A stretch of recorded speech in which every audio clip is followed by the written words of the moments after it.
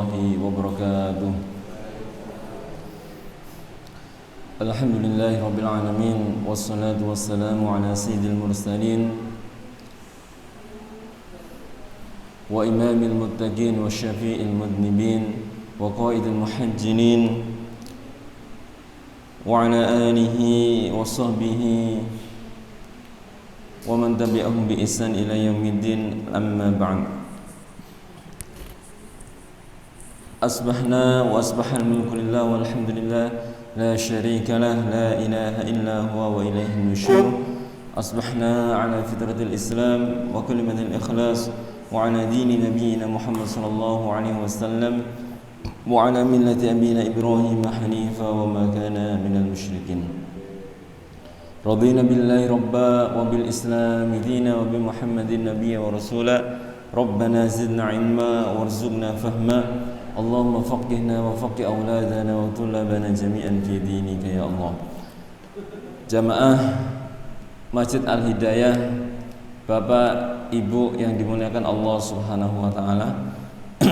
Alhamdulillah, pada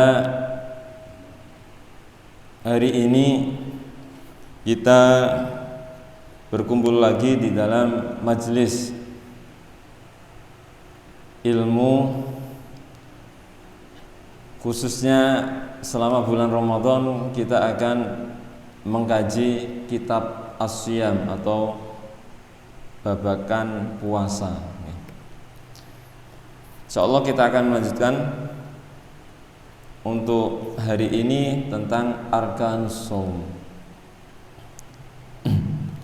Jika sebelumnya telah kita bahas keutamaan-keutamaan puasa, bahwa puasa itu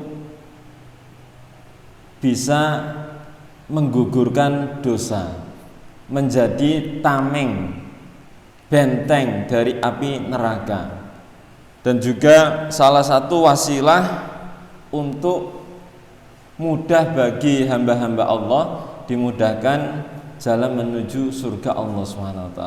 Bahkan ada khusus pintu yang disediakan Allah Subhanahu wa taala untuk orang-orang yang berpuasa, yaitu pintu Ar-Rayyan, ya, pintu Ar-Rayyan. Jadi pintu Ar-Rayyan ini nanti di hari kiamat kelak semua as-shaimun itu dipanggil. Aina as-shaimun? Di mana orang-orang yang berpuasa? Wah, dipanggil untuk masuk babu Ar-Rayyan ini. Jadi pintu Ar-Rayyan. Nanti kalau dari awal sampai akhir sudah masuk semua, nah, jadi kalau yang tidak punya tiket puasa, ini nggak boleh masuk pintu Ar-Rayyan. Nah, kalau sudah masuk semua, pintu itu ditutup dan hanya khusus bagi orang-orang yang berpuasa. Ya. Kita lanjutkan, wa arkanus shaumi. Qala al-muallif rahimahullah, wa arkanus shaumi lisyami ruknani. Dan arkan rukun shaum lisyami kedua poso ruknani utawi dua rukun. Jadi rukun itu dalam bahasa fikih ya adalah suatu kewajiban yang tidak boleh ditinggalkan. Jadi kalau ditinggalkan maka ibadahnya tidak sah. Nah, sama dalam puasa, ketika itu ditinggalkan maka puasanya tidak sah. Dan rukun puasa sama seperti definisinya. Jadi al-imsaku anil muftirati min tulu'il fajri ila ghurubi syamsi. Yang pertama rukunnya adalah al-imsak, utawi menahan diri anil muftirat, saking sekabehane hal-hal yang membatalkan puasa. Di imsak ini. Di menahan diri dari segala hal yang membatalkan puasa, dari terbit fajar sampai terbenam matahari. Jadi ini wonten ceritane ya. Jadi sahabat dulu itu ketika Allah Subhanahu wa taala berfirman menurunkan ayat ini kepada Rasulullah, fal ana bashiruhunna wabtagu ma kataballahu lakum wa kulu washrabu hatta yatabayyana lakumul khaytul abyadu minal khaytil aswadi minal fajr thumma atimus siyama ilal lail. Nah, ini batasan waktu di dalam Al-Qur'an. Jadi kulu washrabu, makan dan minumlah, hatta sampai terlihat jelas yatabayyana lakumul khaytul abyadu, terlihat jelas al khayt al abyad, benang putih. Nah, di definisi al khayt al abyad itu benang putih. Minal khaytil aswadi, saking benang ireng, hitam, minal fajr, dari fajar. Lah, para sahabat niku ketika mendengar ayat ini, itu mereka sama sebenarnya seperti orang-orang biasa, misalnya diantara kita, mengartikannya ya tekstual seperti itu. Jadi ada sahabat kemudian ngambil benang putih, benang hitam. Nah, dipraktek di dokok nek nggon nisor bantal. Nah, nggak tahu dulu ada bantal enggak ya. Tapi setidaknya ditaruh di dekat dia tidur. Tujuannya apa? Jadi sepanjang malam itu dilihat terus. Wah, ini wis ketok jelas ya ora? Wis ana padane ta ora gitu. Ya benang iki. Jadi mengartikan ayat ini secara tekstualis. Nah, baru kemudian Kanjeng Nabi menjelaskan bahwa innama dzalika sawadul laili wa bayadun nahar. Jadi itu istilah majas atau kiasan gitu. Jadi maksudnya benang putih, benang hitam itu adalah sawadul laili. Jadi hitamnya langit gitu. Hitamnya malam, gelapnya malam. Sedangkan benang putih itu adalah bayadu an-nahar. Jadi kalau sudah ada sinar di siang hari. Nah, dalam arti itu adalah waktu puasa. Jadi dari terbit fajar ya, kemudian sampai nanti terbenamnya matahari gitu. Hatta yatabayyana lakumul khaytul abyadu minal khaytil aswadi minal fajr. Jadi ini menjelaskan bahwa orang yang berpuasa itu harus meninggalkan segala hal yang membatalkan, menahan diri ini. Ya. Baik ya secara zahir ya, makan, minum, ya, berhubungan suami istri di siang hari. Nah, ini dulu ada sahabat itu berhubungan suami istri di siang hari. Nah, ketika tahu menjelaskannya kepada Rasulullah SAW, nah ini ada kafaratnya, yaitu berpuasa 2 bulan berturut-turut. Jadi kalau berhubungannya 1 kali, maksudnya di 1 puasa, maka mengkodoknya atau mengkifaratnya itu 2 bulan berturut-turut. Terus sahabat ini kemudian tanya kepada Rasulullah, "Nah, suami saya udah tua aja." Jadi udah tua, lah gak mungkin kuat. Itu. Jadi 2 bulan berturut-turut. Ya kalau 30 hari ya dikalikan aja itu ya. Nah ini berturut-turut, nggak kuat. Ya udah, kalau seperti itu ya fa'id amusittina miskina. Nah, orang kuat poso berarti ya memberi fidyah atau makan kepada 60 orang miskin. Nah, terus dinyang meneh. Lah di Madinah niki mboten wonten ingkang luweh miskin, fakir katimbang keluargane kula. Ini dinyang neh. Wah, repot ini. Jadi ada kasus seperti itu. Akhirnya justru Kanjeng Nabi ingkang ngeluarke hartane kanggo sedekah. Ya udah, ini sedekah untuk kamu sendiri. Jadi Kanjeng Nabi yang bayar kifarate dan diberikan kepada orang yang itu. Wah, ini luar biasanya Rasulullah. Karena itu apa? Rasulullah mendidik sahabatnya seperti itu. Nah, ini. Hanya saja ada juga istilah bagaimana kalau lupa. Nah, ini maksudnya lupa dalam membatalkan puasa. Ya, maksudnya orang makan minum itu lupa dalam berpuasa. Ketika puasa makan dan minum itu adalah sebagai sedekah. Tapi kalau sudah ingat maka langsung ditinggalkan. Nah, ya. Jadi kalau sudah ingat langsung ditinggalkan. Wah, isek kesereten gitu. Belum minum ya. Nah, ini ya udah berarti udah inget itu, enggak boleh. Ya, kalau dilanjutkan malah batal.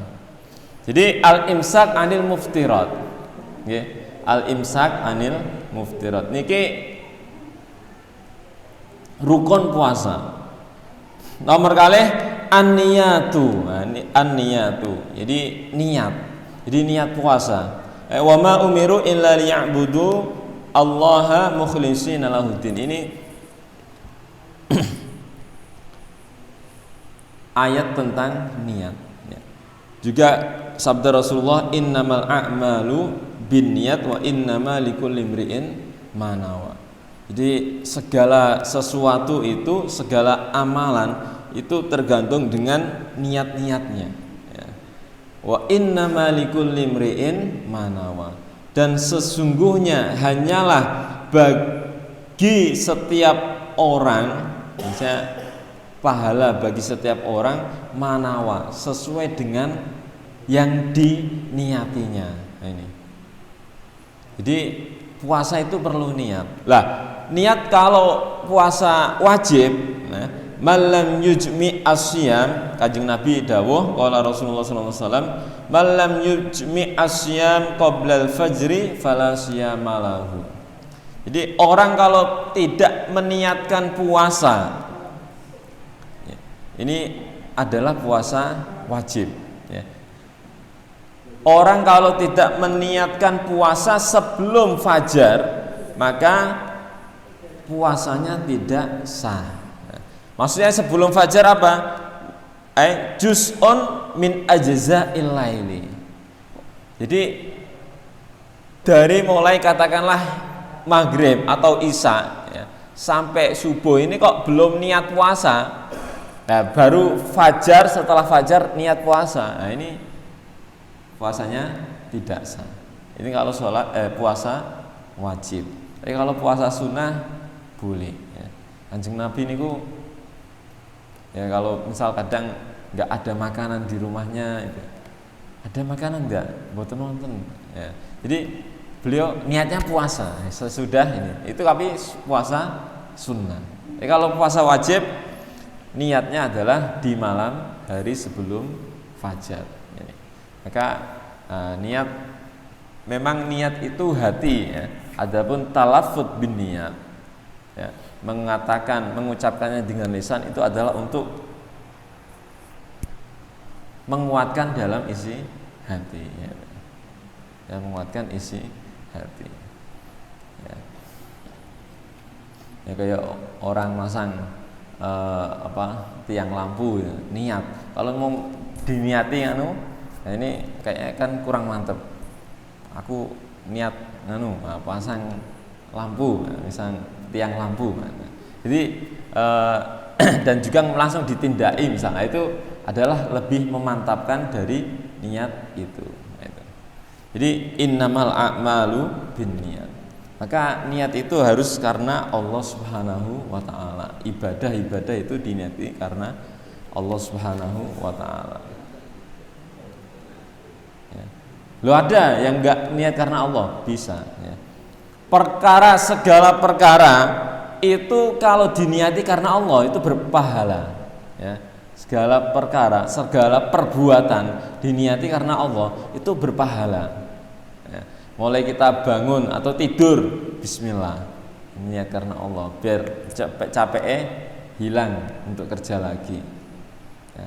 Bangun tidur, makan, bismillah, pahala. Kerja, bismillah, itu pahala. Ya. Memberi makan untuk keluarga, sampai memberi makan untuk keluarga, menafkahi, nyangoni bocah, nyangoni istri, gitu ya. Itu kalau diniati karena Allah, wah itu pahala yang agung ya. Bahkan dalam hadis yang kita kaji dalam Riyadhus Shalihin, lebih agung pahalanya ya, orang menafkahkan hartanya untuk istri keluarganya daripada nafkah di jalan Allah untuk perang ya. Itu sampai seperti itu. Dalam arti apa? Segala sesuatu yang diniatkan karena Allah akan dapat pahala. Sebaliknya, perkara yang diniatkan ya untuk selain Allah justru akan sia-sia. Jadi ini tipis sekali ya, tipis sekali ya. Maka kita selalu berusaha ya. Kemudian alaman yajib, ala ing atase man sopo man wong yajibu. Ala iku ing atase sopo yajibu utawi alaman yajibu ya. Jadi alaman yajibu, siapakah yang wajib? Jadi puasa itu wajib bagi siapa? Jadi ada yang dibuang itu asyamu liman wajibu alaihi syiyam. Itu misal dalam ini atau ini disingkat alaman yajibu. Iki poso iku wajib kangge sinten? Ajma'a ulama'u ala annahu yajibu asyamu 'alal muslim ya. Para ulama sepakat, ijma', jadi sepakat, tidak ada ulama yang menyelisihi bahwa puasa itu wajib alal muslim. Yang pertama bagi orang muslim. Jadi kalau kita muslim itu wajib puasa. Al-aqil ya. Aqil itu orang yang berakal. Wal baligh, orang yang sudah baligh. Was sahih ya, orang yang sehat. Wal mukim, orang yang mukim maksudnya tidak sedang bepergian.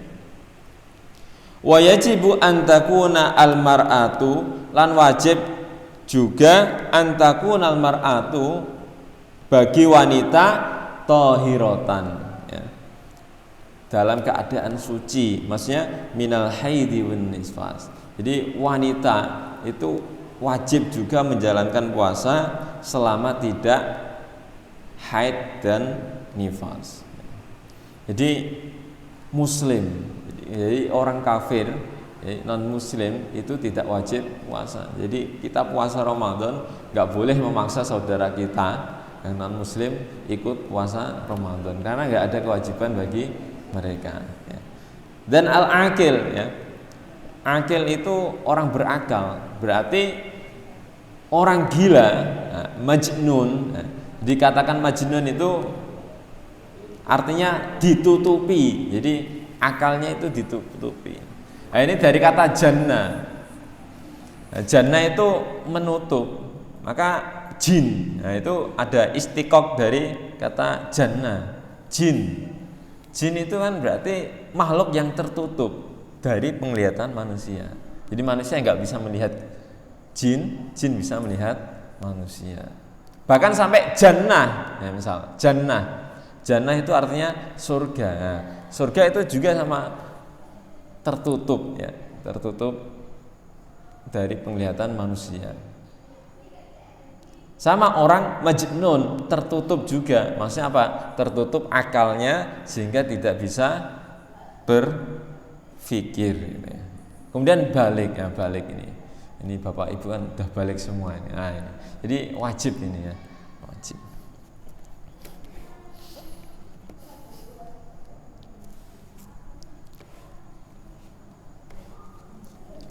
Jadi kalau orang sebelum balik ya, ini tidak wajib berpuasa. Kayak anak-anak, misal anak-anak kita yang belum balik ini tidak wajib puasa. Tetapi kita ya dituntut orang tua untuk membiasakan anak-anak kita puasa, ya, melatih, ya, itu.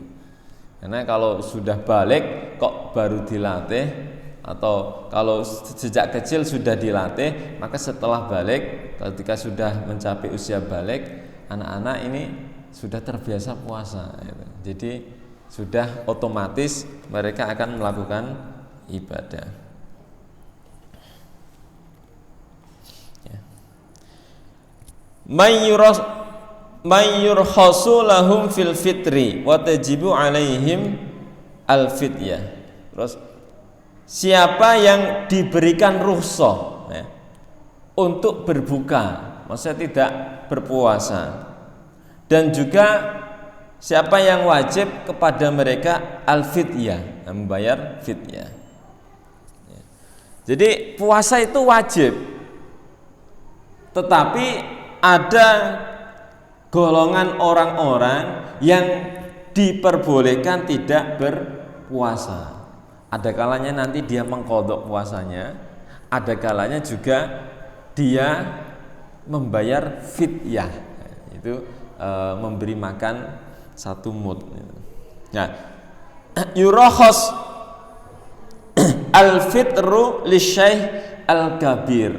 Pertama, orang yang diperbolehkan tidak berpuasa itu adalah asy-syaikh al-kabir, maksudnya orang tua yang sudah ya tua, jadi sepuh gitu ya, udah sepuh, sudah nggak mampu lagi berpuasa ini. Wal mar'ah al-ajuz, sama ya, perempuan yang sudah tua. Wal marid alladzi la yurja bara'uhu, jadi laki-laki atau perempuan yang sudah tua renta, maksudnya sudah nggak kuat lagi puasa, dan orang yang sakit yang tidak diharapkan kesembuhannya, maksudnya wong wis sakit wis parah, wis gak mesti sembuh misalnya. Jadi kan lemas, kalau untuk puasa lemas. Wa ashabul a'mal asyaqah alladzina la yajiduna muttasa'an minar rizki, dan orang-orang pekerja berat yang memang tidak memiliki kelapangan rizki, jadi harus terpaksa kerja berat, ya. Ghairu mayuzawilunahu min a'malin, ya. Jadi ini adalah orang-orang yang boleh tidak berpuasa, ya. Maka haula'i jami'an yurakhas lahum fil fitri idza kana siyam yujhiduhum wa yashqu 'alaihim masyaqqah syadida fi jami'i fusuli as-sunnah. Nah, ini namanya rukhsah. Jadi di dalam Islam itu luar biasa, ya. Yuridullahu bikumul yusra wa la yuridu bikumul usra. Jadi ada kemudahan. Puasa wajib, tapi nek wong sing ra kuat, misal wong kang sepuh niku, tah wong kang lagi sakit, ini boleh tidak puasa. Nah, ini namanya rukhsah, ya, ini namanya rukhsah. Kayak orang sholat itu wajib, dan berdiri termasuk juga rukun sholat. Tapi nek wong mboten sakit berdiri, misal nembe sakit, nggih, sholatnya angsal kalih duduk, dengan duduk. Masih nggak bisa duduk, dengan berbaring. Masih nggak bisa disolati, ya. Ini kalau udah nggak bisa apa-apa, ya udah disolati. Nah, itu namanya rukhsah.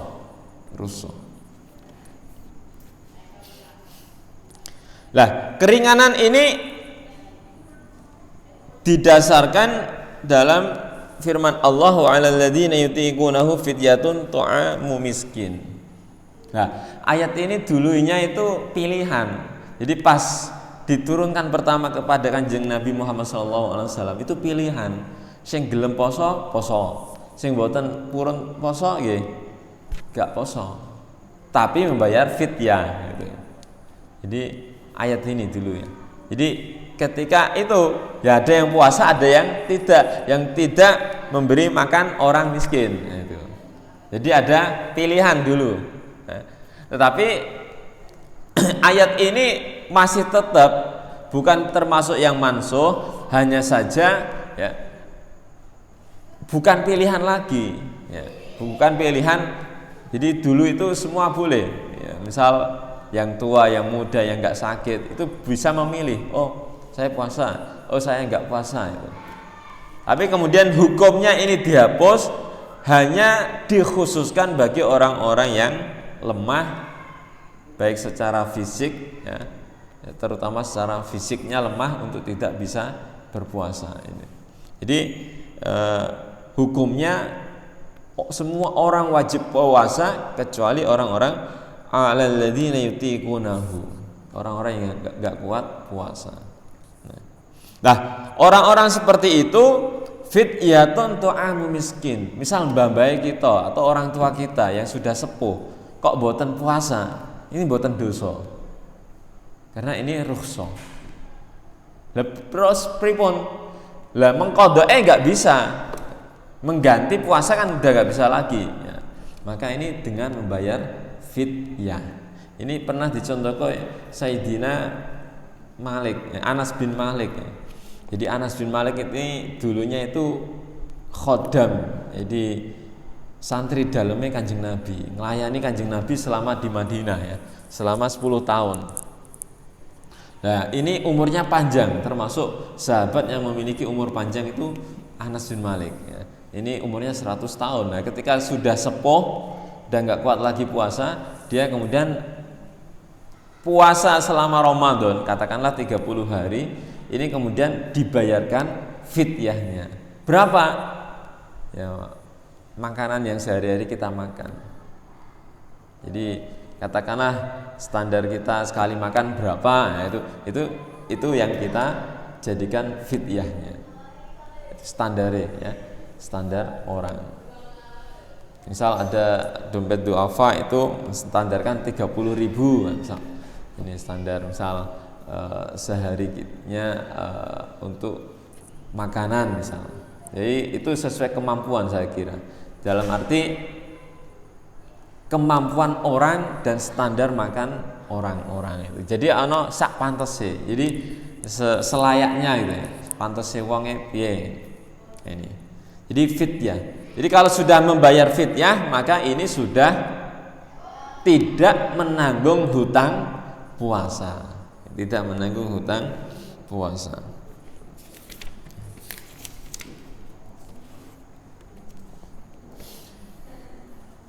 Jadi orang-orang tua tadi atau orang yang sakit itu boleh tidak berpuasa tetapi membayar fidyah. Tetapi ada orang yang juga mendapatkan rukhsah tidak berpuasa tetapi wajib mengqadha'nya, yaitu yubahu al-fitru lil marid alladhi yurja bara'uhu. Yang pertama orang yang sakit. Orang yang sakit ya, sakit biasa yang bisa diharapkan dia sembuh. Ya, sakit biasa ya. Maka ketika sakit dan selama sakit itu boleh dia tidak berpuasa. Tetapi nanti ketika sehat di waktu yang lain dia harus mengqadha puasa, mengganti puasa selama hari-hari yang ditinggalkan. Kemudian al-musafir. Nah ini musafir. Jadi musafir ini kalau kita sudah dianggap musafir. Jadi kalau para ulama fikih itu batas musafir itu adalah ya sekitar 83 km ya, atau 85 seperti ya.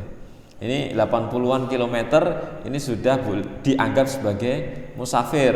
Sehingga kalau orang musafir itu mendapatkan pertama keringanan sholat yang tadinya 4 rakaat bisa dikosor 2 rakaat ya. Jadi dikosor dan dijamak, misal sholat duhur kali asar 4 rakaat. Wah aku wis ngelewati kalau 80 kilo di mana ya? Ya, katakanlah sampai Kudus gitu. Meskipun 3 hari misal itu dikosor terus dijamak terus ya angsal karena musafir.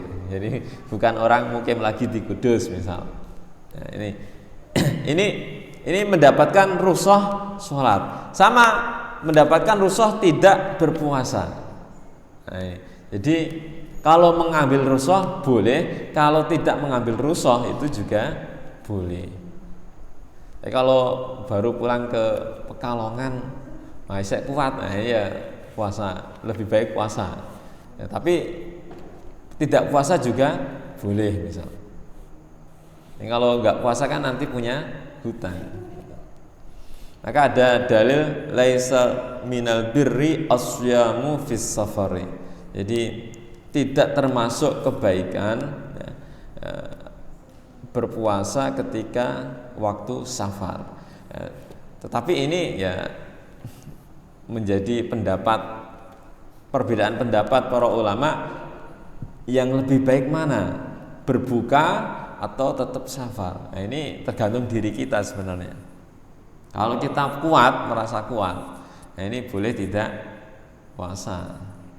Boleh kita puasa kalau kita kuat ya. Sehingga tidak ketinggalan fadilah Ramadan. Tapi kalau kita nggak kuat, misal harus menjadi sopir misal ya. Misal kalau dulu kan saya sering naik bis Jakarta Kudus gitu ya. Itu kan kalau perjalanan pagi itu kan melelahkan sekali ya. Jakarta Kudus, Jakarta seharian itu. Belum ada tol Jawa itu. Nah ini maka ini boleh. Maka kita bisa menghitung diri kita sendiri sebenarnya kalau kita puasa. Wah, daripada gak puasa mbok iman ya. Tapi kalau ini melelahkan sekali ya boleh. Karena memang orang safar itu nau'un minal adzab. Orang safar itu bagian dari nau'un maksudnya ya capek, melelahkan orang safar. Kalau hanya safarnya dekat-dekat ini. Tapi kalau safarnya ke luar negeri misal, ini kan transitnya berkali-kali itu melelahkan sekali. Nah, maka disinilah ya agama Islam itu luar biasa. Nggak kuat, boleh untuk tidak puasa. Wa yajibu alaihim ma al-qadha. Jadi orang-orang seperti itu ya, ini boleh tidak berpuasa tetapi wajib mengqadha. Jadi orang musafir dan orang yang sakit yang bisa sembuh, ya, yang bisa sembuh. Ini penjelasannya.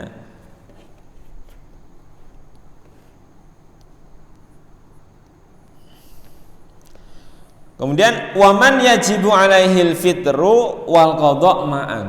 Terus siapa yang wajib berbuka, maksudnya wajib tidak berpuasa, maksudnya dilarang puasa, tetapi juga harus mengqadha. Nah ini yaitu ittafaqal ulama al fuqaha ala annahu yajibu al fitru alal haid wan nufasa. Nah ini tiang istri atau perempuan yang sedang haid atau nifas itu sesudah melahirkan ya, ini bukan hanya boleh, wajib meninggalkan puasa. Jadi tidak boleh ya. Kalau musafir tadi kan ada yubah, itu ibah itu boleh, jadi pilihan ya. Kalau sedang haid ya, ini bagi perempuan saja ini. Kalau laki-laki kan nggak ada haid, nggak ada nifasnya ya. Ya, ini kalau sedang haid dan nifas ini wajib meninggalkan puasa, sama wajib meninggalkan sholat. Tapi kalau sholat ini nggak perlu diqadha. Nah, bedanya kalau sholat orang sedang haid atau nifas itu kalau sedang haid ini tidak perlu mengqadha sholatnya. Ya, tidak perlu mengqadha sholat ya, kecuali sholat yang ditinggalkan ketika dia waktu itu sedang haid. Misal jam 1 keluar haid dan sebelumnya dia belum sholat duhur misal. Nah, maka di waktu nanti setelah suci, maka waktu duhur yang dulu ditinggalkan ini wajib diqadha. Nah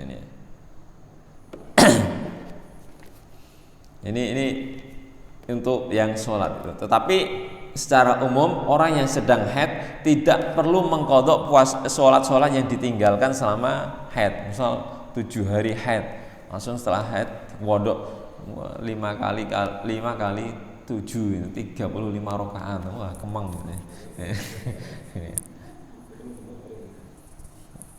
Tetapi kalau puasa, ini wanita wajib meninggalkan puasa kalau sedang haid dan nifas. Tetapi nanti wajib mengqadha'nya di waktu bulan-bulan yang lain. Jadi ini adalah wajib mengqadha', ya. Jadi dihitung baik. Misal kalau ditinggalkannya sebulan, ya. Kalau orang nifas itu kan antara 30 sampai 40 hari. Ini ya wajib mengqadha'nya. Misal sebulan ya ke sebulan seperti itu.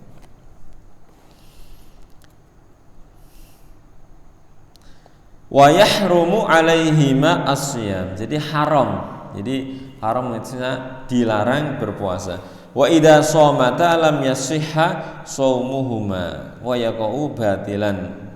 Jadi seandainya kok tetap ngeyel poso, maka posanya tidak sah.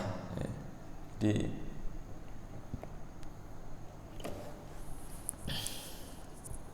ini sebagaimana yang diriwayatkan oleh Sayyidah Aisyah radhiyallahu anha wa an abiha, itu istrine Kanjeng Nabi ngendika, kunna nahidu ma'ala ahdi Rasulullah. Kita itu ketika itu pernah haid, ya, ketika masih ada Kanjeng Nabi. Fa nu'maru bi qadha'is shaum. Nah, kita diperintahkan untuk mengqadha puasa, wala nu'maru bi qadha'as shalah. Dan tidak diperintahkan untuk mengqadha salat ini. Jadi ini tentang siapa yang wajib puasa dan siapa yang tidak wajib puasa, atau siapa yang wajib mengqadha puasanya ini. Kemudian al-ayyam al-manhi an siyamiha, hari-hari yang dilarang berpuasa. Jadi ada berapa ini? 7, mungkin saya singkat. Yang pertama, an-nahyu an siyami yaumail idaini. Puasa di hari raya Idul Fitri dan Idul Adha. Ini mboten angsal poso. Karena ini ayyamu aklin wasyurbin. Jadi Kanjeng Nabi itu merintahkan bahwa hari-hari seperti ini itu hari-hari makan minum gitu. Jadi memang Islam itu ya ada rileksnya, ada ibadahnya gitu. Ya. Nah ini jadi nggak ibadah terus, nggak rileks terus, tapi ada ya, keseimbangan. Ya. Wan nahyu an siyami ayyamit tasyrik. Kemudian yang kedua adalah hari tasyrik. Nah, hari tasyrik itu hari ke-11, 12 dan 13 Dzul Hijjah. Jadi ya mulai katakanlah Idul Adha itu nggak boleh puasa. Nah, kemudian 11, 12, 13. Kenapa? Dagingnya sakeh. Jadi kan mangan-mangan. Ini nggak boleh puasa itu. Ya. Ini fa innaha ala alla tasumu hadhil ayam. Ojo poso sira kabeh hadhil ayam ing dina-dina iki, fa innaha ayyamu aklin wa syurbin wa dzikrillah. Jadi itu adalah hari-hari untuk makan, minum dan zikir kepada Allah. Ini ya. Kemudian an-nahyu an shaumi yaumil jum'ah munfaridan. Jadi mengkhususkan hari Jumat untuk puasa. Ya, puasa ini mau dina Jumat tok misal. Nah, ini tidak boleh. Ya. Ini tidak boleh.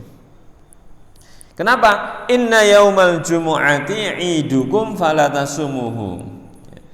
Hari Jumat itu adalah hari Id. Jadi kalau pekanan Idul Jumu'ah. Jadi hari raya kita untuk pekanan itu adalah hari Jumat. Kalau nanti tahunan adalah Idul Fitri, Idul Adha. Ini dilarang untuk berpuasa. Kecuali kalau orang itu udah terbiasa puasa misal Senin Kemis. Atau Daud misal, Daud selang-seling ya. Selang-seling, satu hari puasa, satu hari tidak. Atau pas bertepatan Ayyamul Bid, yaitu hari-hari putih.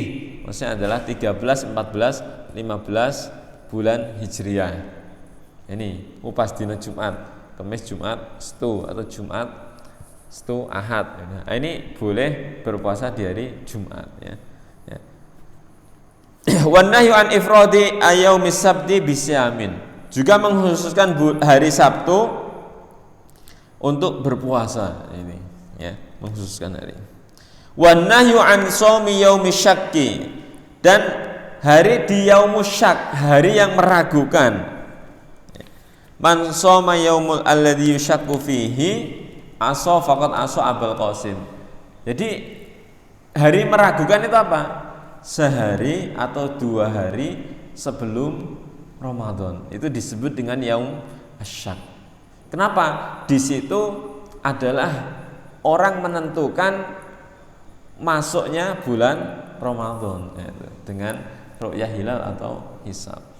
Jadi ada kalanya hari itu adalah hari puasa, nanti besoknya ada kalanya belum terlihat hilalnya atau kurang hisabnya, maka itu tidak puasa. Maka itu disebut dengan yaumu asyak ya, yaumu syak. Jadi ini maka tidak boleh memajukan seakan-akan memajukan puasa. Nah, kecuali tadi orang yang berpuasa sebelumnya ya, merutinkan puasa. Misal pas saat itu hari Senin atau Kamis, ini boleh. Wan nahyu an shaumid dahri, dan puasa sepanjang tahun. Jadi posone sepanjang tahun. Ini nate sahabat itu ya rada ngeyel. Aku kuat poso setiap tahun. Jadi poso terus sepanjang tahun. Kecuali di hari-hari yang dilarang nanti. Sampai tuane ya terlalu ini, akhirnya dia menyesal ya, karena melelahkan. Karena memang Kanjeng Nabi itu kalau puasa aja Senin Kamis kalau bisa, saya lo kuat, terus saya kuat. Nah, ya wis poso dawuh ae, sum yauman waftur yauman. Masih kuat, akhirnya poso terus. Akhirnya dia menyesal, kenapa? Karena terlalu banyak ya memforsir ibadah sehingga melalaikan hal-hal yang lain dan lemah dalam hal-hal yang lain. Ya. Tapi ini ada hukumnya banyak sekali ya. Ada Ibnu Naqib, murid Imam Nawawi, itu hukum puasa dahr itu ya, itu ada 12 hukumnya. Ya, ada yang membolehkan, ada yang tidak. Gitu. Jadi ini banyak. Tapi monggo nak jenengan kiat. Ya.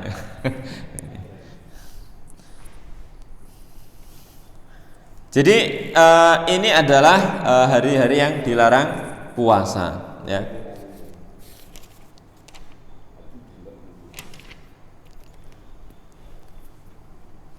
Jadi pada hari ini kita telah mengkaji orang-orang yang diperbolehkan berbuka dan wajib mengqadha, orang yang diperbolehkan berbuka tetapi tidak bisa mengqadha, yaitu dengan membayar fidyah, dan orang-orang yang wajib berpuasa, misal orang muslim balik dan berakal ya, dan orang-orang dan puasa-puasa yang dilarang ya, puasa-puasa yang dilarang.